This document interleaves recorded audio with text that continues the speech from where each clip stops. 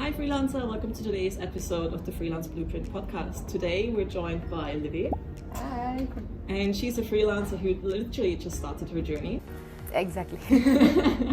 So I'm very excited to have her on this podcast today. In this podcast we're going to talk in general about freelancing, what it's really like, so we can help you, equip you along the way on your own freelance journey. Yeah, so Livi and I met years ago because she's my best friend's sister's best friend. Yeah, actually it's a really complicated backstory there. But yeah, it's true. We know each other for what, 15 years now? 15 years old.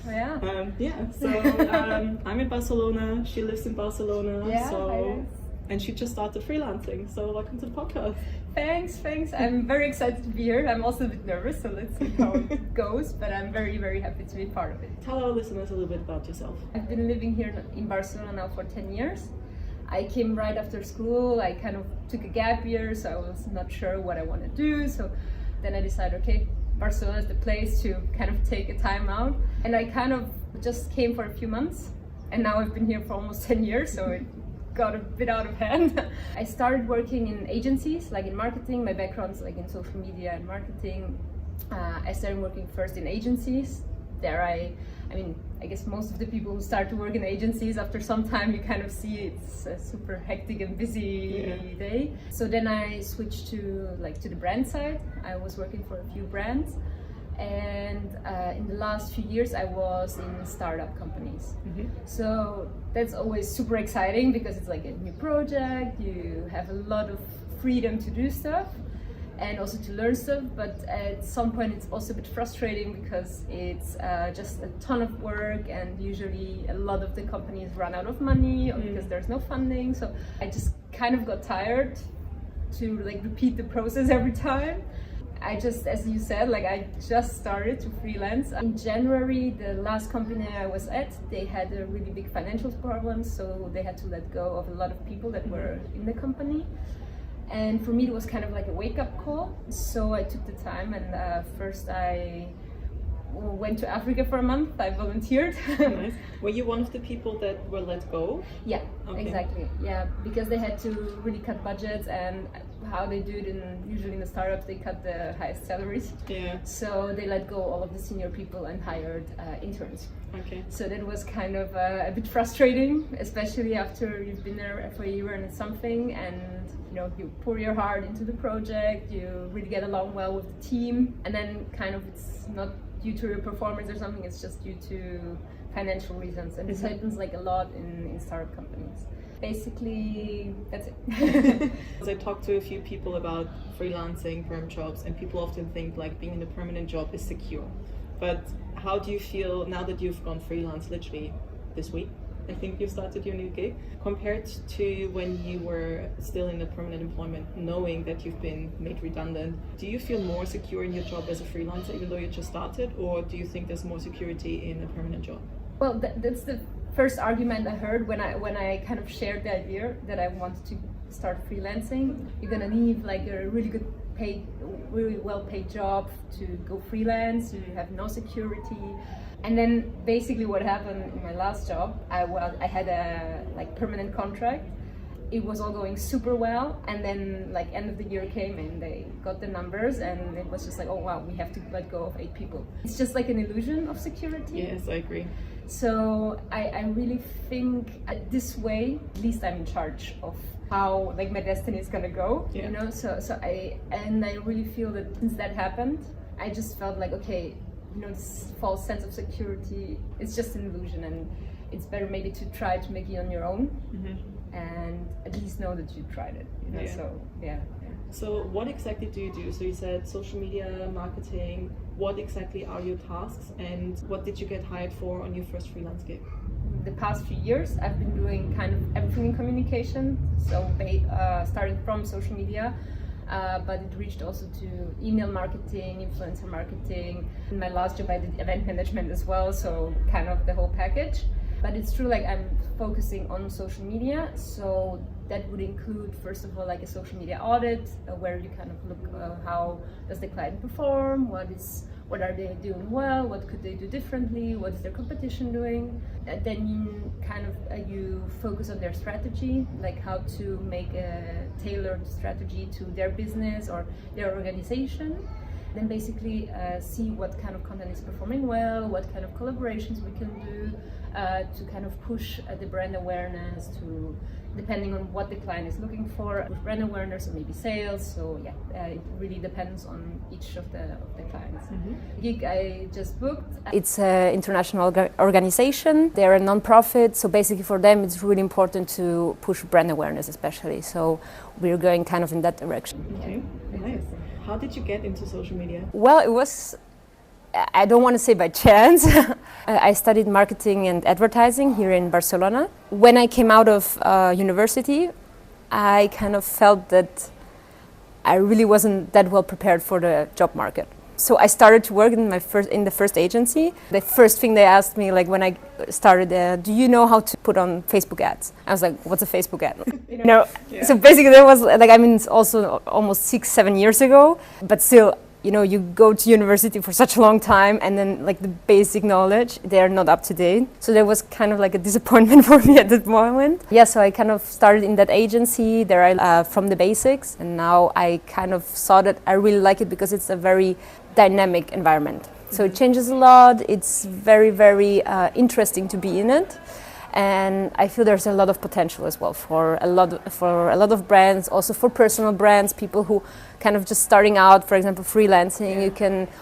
You don't have to be a really big brand with a lot of budget to kind of have an impact. So that's why I really like social media in that way. Yeah. Yeah, I agree. I think it's so interesting, especially I've been a little bit more active on social media in the last 6 months or something. And you start to connect with people. You're like, I know exactly what that feels like. You start to talk, you give each other tips. I've never met those people in person. Some of them I hopped on a call with, and it's like, oh my god, this is such a great person. I understand there's so many bad things about social media as well. Yeah, of course. But there's also a lot of good things if you use it the right way. If you were to start today in trying to get into social media, and you said you studied but you didn't feel like it's up to date, if you wanted to do what you're doing now but you have no idea about social media, how would you get started?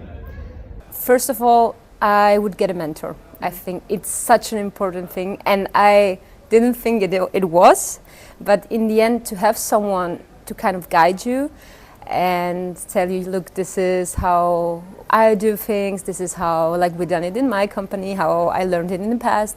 I mean, there are a lot of courses out there, so I would definitely also say like you can get online courses and educate yourself, but it's still like this, at least for me, it's a super vital part to have like this one person or maybe even more people that you can have kind of this exchange of, you know, I really was thinking about doing this. How do you usually do it? How do you get best results? For example, for paid campaigns, because that's something that I was struggling with a bit more because I didn't do it so much in the past. So when I got back into paid ads, I was like, oh my God, okay, where do I start? You know, like, and maybe the tools have changed and maybe I need to, you know, set some different parameters. So to get someone who is working with it day to day and has really this kind of insight and can share it with you, I think it's really worth investing in that. I hope you don't just say this because you know I'm kind of like offering. No, definitely not. But I agree. I think it's so useful when you have someone who's done it before. And I was super lucky when I started freelancing because the person who hired me, she was a woman. She was a CXO. I didn't even know the job title existed. So I'm doing UX design. Yeah. And where do I start? And then she was like, okay, if I were you, I would start with an umbrella company. And then if you figure out, okay, freelancing is for you, you can set up a limited company. But see first if, like all these kind of things, I had no idea what is an umbrella company. I thought it's like, you know, like how Coca-Cola is an umbrella of Sprite and I don't know what other brands there. I thought that's what an umbrella is. No, it's something else in the freelance world. It was so useful. And she was also like, okay, this is going to be your day rate. This is how you write the invoice properly. Yeah. And it was so helpful. I mean, I think I could have figured those things out on my own, but it was just so much easier having her who has done it before show me how to do it. And also with the courses, I agree with what you said, university. Like some degrees you spend years doing that. And those boot camps, they compress all of it into like a short amount of time, and it's the most latest. It's like when I started UX design, for example, Sketch was the design tool, and now it's Figma, and nobody's using Sketch anymore. And who knows if this is gonna still be the most relevant. Maybe in the future it's gonna be something else, especially now that Adobe bought Figma and stuff. And I guess for you the same, like maybe Twitter was big, and now with what's going on, maybe who knows what direction it's gonna go. Maybe there's gonna be other social media tools. Nobody thought TikTok was big, but then it blew up. So there will always be something you have to learn. Are you still taking courses now, or do you Google things? Like, how do you try and keep up to date? Yeah, definitely. Actually, like back to what you were saying, like about university and the courses, it was a really big kind of arguing point. When I told my parents I want to like start freelancing, and they were like, oh yeah, sure, go for it, but don't you want to get a master's degree? Like, because I have a bachelor and then I started to work, and for them it's like, especially my dad, he's like, oh, you should get a master's, because for him it's like the way they open their mind to new ideas and new technologies and stuff. And then when I tell him that, you know, I know people who did masters in marketing or in social media or in business management, and most of them tell me, oh, it's super obsolete. Like, I basically just paid $5,000 for a paper, you know, stuff like that. And they kind of, I feel they don't really get it. I mean, they, in the end, they just want you to succeed, you know. But I think it's also kind of the responsibility of each of us to defend this idea we have, because if you kind of listen to my parents, and I really value the opinion of my parents, but I mean, they grew up in a different time. They for them as well, like they were like, are you sure you want to freelance? Like, it's not the most secure thing. So it's a really, really different path for them that maybe they don't even understand yet. So I think it's kind of like guiding them through it, and not just get influenced too much by their opinion. Because for me, it was like, every time I was on a call with them, it was like, a master's degree. But it's good that you said no to that. Because, I mean, I was 18, 19, and I finished my A-levels, and then I went to film school. And I was so excited to go. I really loved editing, filming, all this kind of stuff. But the school was really bad. So they kind of, it ruined my passion for it in a way. Like, I'm slowly getting it back. Like now, like recording this kind of stuff, it's like, oh, it's fun. But I'm kind of like grieving that potential, like filmmaker that was traveling for, like, anyway. Because film school was so bad, I quit. And I thought I'd not be someone who would quit a degree. And I told my dad I'm gonna quit, and he was like, oh, like I had 2 part-time jobs at that, like weekend jobs, you know, waiting tables, selling stuff in the furniture store. And my dad was like, oh, just make one of them your full-time job so you're doing something. And I just did, because I thought, my dad is smart, he knows. And I wasted 2-3 years of my life just doing that job, because I was so exhausted. I didn't have the energy. I did apply for a few jobs, but even though those would be jobs where at the end of the year, like if I would have applied after A-levels, they probably would have hired me. But because they see a shop assistant, they're like, oh, you're a salesperson, we're not gonna. So yes, take other people's opinion into account, but listen to what you actually want to do. And like you said, they come from a different time. Nowadays things change so quickly. No, for me, that's exactly it. So when I was telling them, no, you know, I want to invest in courses, but of course it's not the same as a master. So I think that's really the big difference. But back to the question you were asking. So yeah, I do courses. Like, especially now, I wasn't doing courses that are too expensive, because I couldn't afford it right now on the pay I had, etc. But it's really, I'm starting to budget it into like my monthly expenses, so that at least I can dedicate some amount of the money that I'm earning to educating myself more in, especially like in the area that I'm working in, and also maybe like you know, mindfulness, business savvy, because I feel that something, especially when you work alone, it's so important to kind of know how to set boundaries, and maybe also kind of the procrastination thing that we've been talking about before we started filming, and like it's just yeah, like a lot of things that maybe don't have to do so much with the professional world, but more like with your personal world. And that if that is going well. I think also what you said with like getting a mentor, I think another very important thing is that you surround yourself with people doing similar things. Yeah. You don't have to do the exact same thing, but if you know other freelancers and you're like I have freelance friends who are like, what do you charge a late payment fee? What is that? Yeah. Or I have friends who are like, oh, I never thought of like setting an out of office. Even if I go on holiday, it would just like I would just still check my inbox. Yeah. It's like, yeah, but how do you switch off then? Yeah. So it's things like that you learn from other freelancers. I find it so interesting because we're both from Austria. Yeah. Or grew up in Austria. You have different roots as well, right? Yeah, my parents are from Slovakia. Okay, yeah. I think it's so interesting because I met so many freelancers who are very interested in talking about financing. Yeah. And perm employees would be like, no, I'm not going to talk. Or like, they wouldn't say it this way, but you can tell they're very uncomfortable talking about it. I find it so funny because freelancers are like, yeah, I want to know what other people are earning and I'm happy to share what I'm earning. And usually when you're in a perm job, it's like, I don't want people to know what I'm earning. But then it's like, when you don't tell, you don't know if maybe they're earning more than you for the same job. Maybe you should ask for more. Yeah. How do you feel now that you, like as a freelancer, you always have to make sure you get enough money coming in? How did you manage your finances? Especially, you said you got made redundant around January. Yeah. And now it's end of May, June. How do you manage your finances? Well, I have to say it was kind of a pain point, you know, because I travel a lot. And it's also part why I finally chose to start to freelance. Because I've been living in Barcelona for a long time now, and it's very expensive. Like compared to what you earn as a permanent employee to what you actually manage to save up, it's really nothing. Like it's very, very little, especially, I mean, of course, if you stay at home and you don't do anything, you can save up money.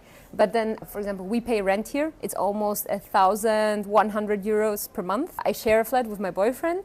Basically, this on a normal pay in Barcelona, you're lucky if you kind of manage to save up 200, 300 euros per month. And then with 200, 300 euros you save up per month, and you then maybe say, okay, I'm going to want to go travel for 3 weeks.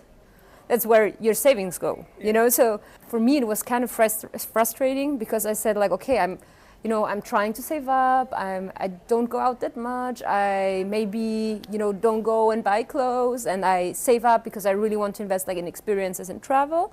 But then in the end of the year, you still kind of think like, okay, and my pension, and maybe if I actually want to save up for, I don't know, like some bigger expenses, it's nothing. Then when I started, I started to think about freelancing, and I was talking to friends that actually freelance. They were like, no, I tripled my salary. Like I'm living my best life because I can move away for some time and like save on rent, or I can do this and that to kind of actually make kind of like a pension plan, make like plan for savings, invest my money. So that's all stuff that I've been pretty late on, I would say, because I think there's also not such a big culture around money. At least when we were small, it was like no one talked to you about how to deal with money. So of course it was like, don't spend more than you have, of course. But there wasn't like, a class in school, like, okay, you need to do this and this to set up a pension fund, or you need to do this and this to invest your money. Pension fund, it's one of the things that I talk to a lot of freelancers, and they don't have anything for the pension. Because when you work, you automatically get some money deducted for your pension scheme. And I don't know what the rules are in Spain, Slovakia, or Austria. In the UK, I have my private pension pot. I have my company pension pot. I accumulated all my pensions from my previous employments. Oh, wow, and now there's 3 pension pots. Maybe I should accumulate them, but one of them I cannot pay into if it's from a limited company. So it's like I should eventually sort them out, but I'm investing in my pension. Yeah. And I think it's very, very important that you do that. So don't forget about that. Yeah, no, actually it's the first thing I want to set up now this summer. Okay, perfect. Because I still need to kind of get informed about it. But here is, you pay a certain amount, like your social security, which also goes, a part of it goes to your pension. But it's like minimum, you know? Yeah, definitely I'm thinking about that, especially, you know, you never know about the economics and so on, so definitely better to have it on the private side, I guess. And another really important thing is to kind of save up for a buffer, because like it's great if you have returning clients, but sometimes, and it doesn't have anything to do with your skills, sometimes there is no demand in the market, or like very low demand, or people are busy with other things, or there's just something where maybe you don't get work for like a while. So it's always good to have some extra savings. So what I do is like I definitely put all the money that I know I potentially put into tax into a separate account, and you can put it into a savings account where you get paid interest. So maybe if you know, okay, by 2024 in July I have to, so like in 1 year from now I have to pay X amount of tax. Put that into a 1 year fixed savings account. It's free money.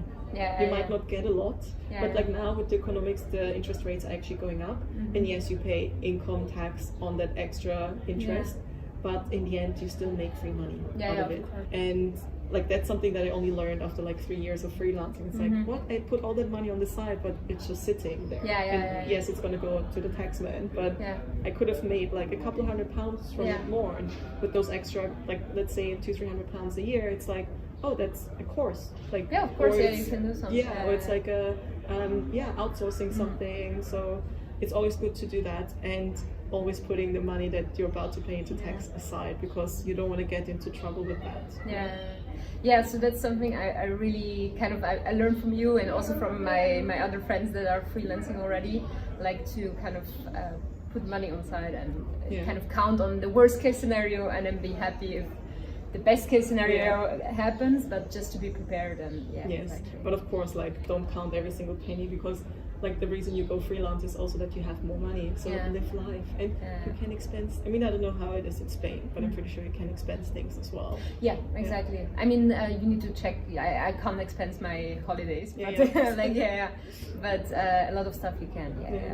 And then like also what I kind of struggled with in the beginning, like now in the beginning, but also like in the past when I was fully employed, is kind of to ask for money, because you kind of think, wow, okay, I'm already earning, I don't know, 2,200 euros. Okay, so you're like, you know, it's a high salary for Spain and whatever. But then, for example, I learned in the past company for the same job, not even for the same job, like for the an agency that they paid to do like a fifth part of my job, they paid I think 10,000 euros per month.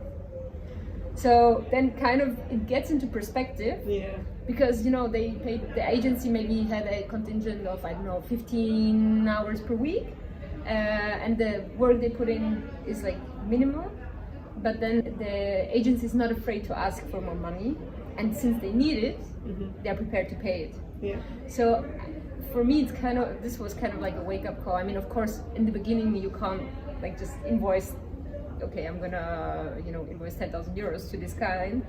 But if the company is going well, they usually have money, and they have a certain budget prepared to spend on like a qualified person. So I'm not surprised at all about the prices an agency gets, because I think people like, it's an agency, it's more than one person, it's this, that. So I'm charging on a day rate. Some people charge on a project rate. I'm just really bad with estimating how much time things take me. That's why I just feel safer with a day rate. I feel like it should not be against time, but then also I do invest time, which is why I'm a bit worried with like project-based rates. But it's about the value you give them. It's a good way to charge based on the value you give. So if maybe a social media post takes you 5 minutes, I know it's going to take you more, but let's say it takes you 5 minutes, but then that goes viral. They have 100,000 more followers. If you charge them, like because of those 5 minutes, you charge them, I don't know, £50, 50 euros, whatever, for one post, but then it blows up because you know your stuff, you know how to make it go viral, you know how to get engagement, whatever the KPIs are for social media. It's the value you give them. So I once met this guy who was best friends with someone who was like Made in Chelsea first, which is like this UK TV show. And he was saying that she posts twice per day and she makes 2,000 grand like £2,000. Yeah. 2,000 grand. £2,000 per Instagram post. Yeah, that's possible. Because she has 1 million followers and also a very targeted, specific niche. So, and initially I was like, wow, like why do people pay that much for a post? But then they get so much more out of it. No, it's crazy. Like I've worked with influencers, and I got like requests for like 5,000 euros per post. Wow. So and it's not really like I was thinking about like, wow. I mean, of course, big companies get so much more out of it, but it's kind of starting to get inaccessible, you know, for smaller companies, because it was a way for smaller companies to kind of get into the niche, and it was a way to be very, very close to the consumer. I think it still is, but for example, I really select who I follow or not anymore. Yeah. So I like these really, really big influencers, unless I'm like, wow, I love this person because, you know, for example, I love surfing and I love like vegetarian diet and like plant-based, whatever. So for me, I follow these kind of people, and unless I'm like really feeling like close to them or saying like, oh, you know, I'm really identifying with what they are saying in the rest of their posts and so on, I'm not following this person. And so for me it would be I really need to feel like this connection, and even then I'm super skeptical about what they are like talking about, but maybe it's because I'm in the industry, so I kind of know the background, but still I'm still more inclined to maybe buy something that they offer. It's funny because I have like my private Instagram account where I follow my friends, and every now and then like also some influencers, because they post information that I'm interested in, like health, nutrition and stuff. And then on my work account I pretty much follow just like UX designers, other designers, entrepreneurs. And it's so funny because you can tell some companies have like a social media campaign, because 5 out of the 10 main influencers I follow on my work account are talking about the same software. It's like, okay, do they actually use this? Yeah, or it's just a campaign. Or is it just a campaign? Like, how can you tell? First of all, if it's a campaign, they need to like say so in the description. Yeah, so it says exactly. It can't be just if they do that, you can actually denounce it. So it's not legal. But yeah, especially for people who are not working in this industry and are maybe not like really so digital, like this new generation, it can be tricky to kind of see the difference. But I mean, like I see it's an ad. I know they promote it. They all have a discount code that if you sign up with them, they get a discount. Blah blah blah. And it's like, okay, I'm interested in this. One is like an invoicing tool, which I want to automate because you know, this one specific client that doesn't pay their invoice. So if it's just an automated, oh, this is an automated note that this invoice hasn't been paid, blah blah blah. You know, something like that. So they've all been promoting that same tool. I've never heard of it before. So you could like, oh, I prefer this freelancer, or this freelancer doesn't have that many followers, so I'm going to use his code. You probably get the same kind of stuff. But then it's like, do they actually use the product, or are they just paid a lot of money because they're very in that niche? So when you do your marketing campaigns, like, do you send, I don't know, what if it is like a product or something, that do you send them the product for them to try, or is it like, oh, here's money if you say you're using this chocolate tea, whatever? For me in the past, when we've been working with influencers, it was always in companies that had products, so it was not a service, it was product based. First it was a cosmetics company, and then it was like a healthcare cosmetics company as well. So basically what we did, most of the influencers we've been working on with, it's been based on product exchange. The main reason being because it was a startup and they didn't have money to invest in. So there's a really big workload behind, like contacting a person that could be interested, talking to them about the product, convincing them. You send them the product to test, and then ideally you kind of get a contract out of it, and you say, okay, we send you more of this product to test if you promote it, etc. this doesn't work always like that. So if there are bigger influencers, and I'm like, if I'm saying bigger, it starts sometimes already with 10,000 followers. So it's getting, for me is big. Of course, but like in the industry, if you say 10,000, it's a micro influencer, you know, and then you have the big ones, which are like from maybe 150 upwards. But yeah, someone who has 10,000, I mean, of course, for me, it's also like, oh, well, it's starting to, they have like a niche, they have a audience, but they are not like super big influencers. So I think what small brands do a lot, they go to this kind of people who are still willing to be, who are still happy to be approached by brands, by small brands as well, and that they are maybe open to test those products as well. But yeah, definitely big influencers. They sometimes they can be also very rude. They are like, oh, you know, like if I don't get, I don't know, 1,500 euros for one post, I'm not interested. So it's like, I mean, yeah, but don't you even want to test it? There are these kinds of people, but there are also the people who are like really faithful to their audience and who have a very strong policy on what they try and what they don't try. So these are the kind of people who I think are the most interesting ones. And also these are the people that in the end you will end up finding and you will end up following, because like if the person you're following every second day there's a second brand, a third, fifth brand, you will be like, okay, they're basically just like setting out to do stuff. However, if it's a person who usually posts more like private or like content for their audience, and from time to time they have collaborations, you get just Like I think like with those specific campaigns, like if they never really advertise anything, but then all of them advertise the same thing, it's like, should I be suspicious? No, but I mean, maybe it's, I mean, for sure they've been approached by a brand, but I would also say like, if those are people you've been following because they have like valuable content and they're kind of have a certain portion of your trust, give it a try. I mean, I guess there's like a trial period for that. Yeah. So I mean, I'm also very suspicious about that. So I know what you're talking about. That's why I'm asking.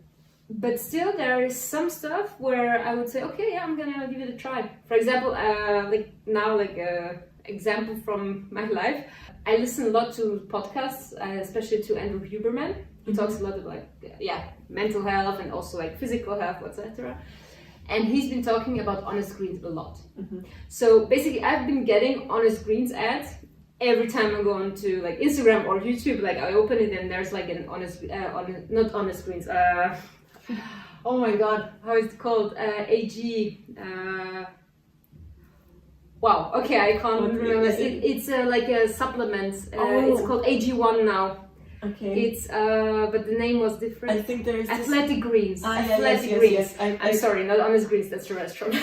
but there's so many influencers I follow, especially in the health industry, and also like big ones. Yeah. It's like, do they have such a massive budget? Because like, I think everyone has a price. Like even the ones that are the most loyal, if they offer you like 2 million for one post, for sure. You know, it like, and they might know like, okay, we actually get it back if like Andrew Huberman is talking about this, or like it's also this Rangan Chatterjee, which is like this other podcast I listen to a lot, which is like really with health and super interesting insights. And his adverts in front of his podcast are like 3 minutes long sometimes. And it's like, I get that that's where you get your money from. But like 3 minute long adverts. But okay, podcasts are different to like social media. I mean, I guess that's what the marketing is. So many people are promoting it, so many social media people, and it's like, it's a supplement, which in my head is like, is it really that healthy? And it's always like, oh, it's a supplement, it's on top of nutrition, not like shouldn't replace it, yada yada. How do you feel with your, like the people that you really follow and trust, like you said, Andrew Huberman, you knowing what's happening in the background? Are you still like, okay, I trust this person, I trust that the product is good? For example, for me, it was like, because I've now like really started to like read more about nutrition, like see that maybe since I'm vegetarian, there are maybe some things that I'm missing in my day-to-day like nutrition, and also when I listen, for example, to this podcast, like this is like a particular example, like I've seen it everywhere now. He kind of discloses also, like he's been using it since 2012, for example, but now they are also a sponsor of the show. So for me, in the end, I think this is a very personal thing. Everyone needs to decide, okay, do I blindly trust this person? Do I also read what is going into the product? So for me, it was like, okay, I go on their website, I see what is in there, like how do they produce it? And then you make like an educated decision. Yeah. Just to go blindly and say like, oh yeah, I'm buying that. Yeah. I think, yes. Like I think a lot of people will do extra research. Like, okay, I heard about this. Like me with this invoicing tool. It's like, I don't think this is, like, this sounds too good to be true. Yeah. But also there are people who's like, I trust this person, I just buy it. Or I've had like 3-4 people talk about it now, so I'm gonna try it. Yeah, but I think it's kind of like word of mouth. Because for me, it's the same. Like if I hear a friend talk, it happened now like about the course, I think. I have a friend who just told me about this amazing course she did on ChatGPT.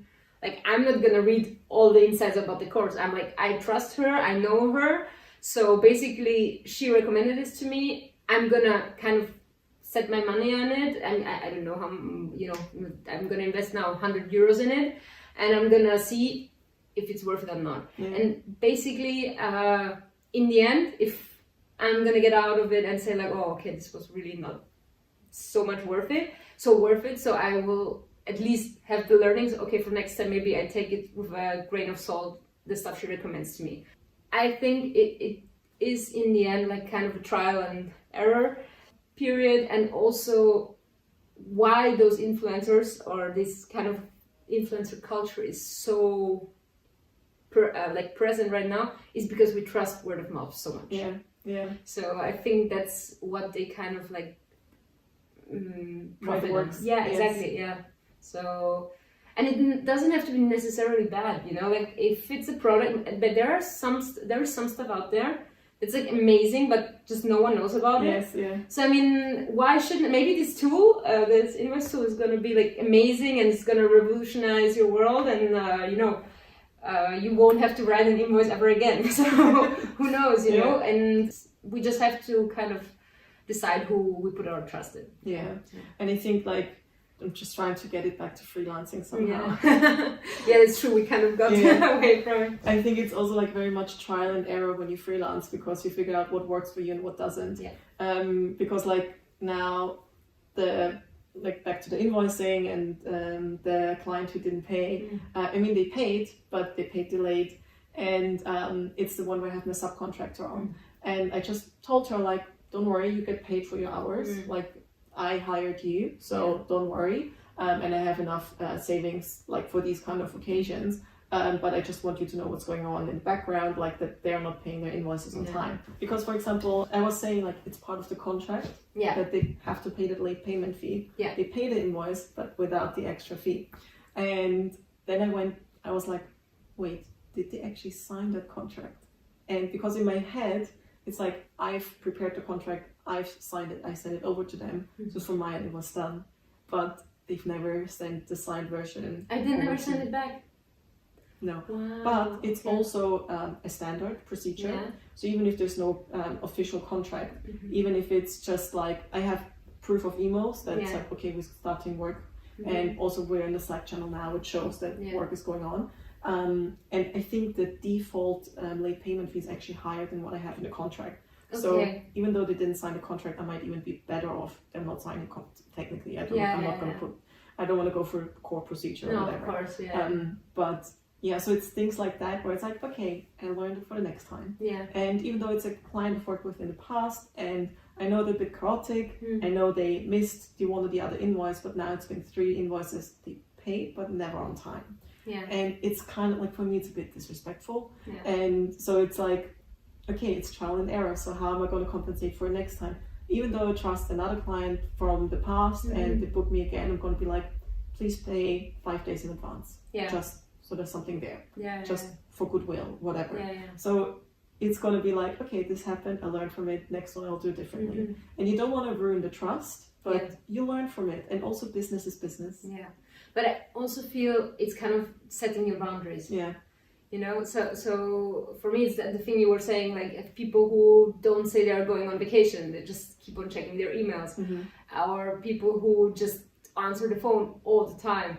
I mean, it's Sunday, don't answer the phone. Yeah. Like if it's really, there is no design emergency, there is no social media emergency, like deadlines. Exactly. Who is going to be dead? Yeah, you know, yeah, like, it's never. It's like I understand when there's like legal things. Like I remember this whole GDPR thing, and everyone's like, "Oh my god, we have to have this live by this time." No, of course. But now it's like it's a design, it's a feature. No one's going to die if this is going to go live a couple days late. And also, like so far, all the deadlines were met. I never had any issues with that, luckily. Yeah. But it's also kind of like this stress, this drama, and it's. I also, that was trial and error for me. One of the first gigs I started was a startup where I really liked the values, and she said up front, I can't afford your rate, but I would love to work with you. Is there somewhere we can meet in the middle? So we agreed on a lower price, and that client turned out to be the nightmare client, like the worst client I've had. Yes, she paid her invoices on time, but she would message you, Slack you so many times. And we agreed to like 2 days per week or something, and she would constantly message, and then even though it wasn't a day that was dedicated to her, it's like, oh, can you do this quickly, it's just a 5-minute job. Yes, it's a 5-minute job, but I'm working on something else. So context switching, like finding that file, this, that, and it's like, why do you stress me now? Because you know what days I'm working for. But back then I was like so worried that like I wanted to also appease her a little bit in the sense of like I want her to like me because I like her values, I really like the company, and it's also this kind of client relationship where you get on personality wise, but there's like this business thing. So it's like you still have to like put up a bit of a wall, maybe not a wall, but like a fence or something. Yeah. So it's kind of like I like you as a person, but while we're working together, we are not going to talk about your relationship issues, or we're not going to talk about this, that. Yeah. So it's different when you're in a work environment, I think, like in a permanent job where maybe you meet your colleagues all the time in an office, and then there's going to be chatter, people talk to you about the personal lives, you become friends outside of work as well. But I think when you freelance and it's like a set amount of time, it's tricky sometimes. With some clients, they're incredibly nice, but it's also like you don't want to get involved in any gossip. That's the thing that I love about freelancing. Yeah. You usually don't get involved into company politics. You don't know if Peter from HR had a thing with the intern or something. You don't know that. Yeah. So all the important information gets missing there. Yeah. You can actually concentrate on your job, and you're not in. It's sometimes you hear maybe something if you on a contract for like more than 3-4 months, but also because it's freelance, it's usually for one specific project. I mean, I don't know, with social media you probably have a few rolling clients. Yeah, like for example, for me, as I said, like I'm just starting out now, so for me what I'm really happy about is about this one client I booked, because it's kind of a very consistent one. They've been looking for someone for a whole year at least. So we signed a contract for a year for 30 hours a week. So for me, that's like amazing, because I kind of have like this still kind of security to start freelancing and still have time to do some small projects next to it.